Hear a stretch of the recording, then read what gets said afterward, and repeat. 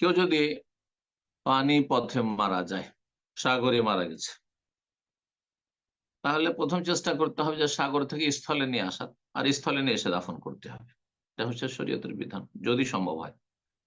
যদি তা সম্ভব না হয় তাহলে কি করতে হবে? বলছে মান মাতা ফিল বাহর, কেউ যদি সাগরে মারা যায়, সে জলপথে সফর করছিল, ও খুশিয়া তাগাইয়ুরুহু, আর তাকে স্থলে নিয়ে যেতে যেতে তা সরে যাবে, দুর্গন্ধ ছড়িয়ে যাবে, তার গোসল দিয়ে দিতে হবে সেখানে, অকফেনা কাফনও দিয়ে দিতে হবে, অসলে আলাই, আর সেই জাহাজের উপর যেখানে আছে, নৌকার উপর জাহাজ আছে, সে সেখানে জানাজা সালাত পড়ে নেবে।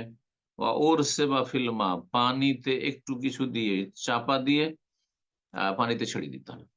পানিতে ছেড়ে দেবে, কিন্তু আহ কিছু একটা এমন কিছু দেবে যাতে চাপা দিলে নিচের দিকে চলে যায়, ভাসমান না থেকে যায়।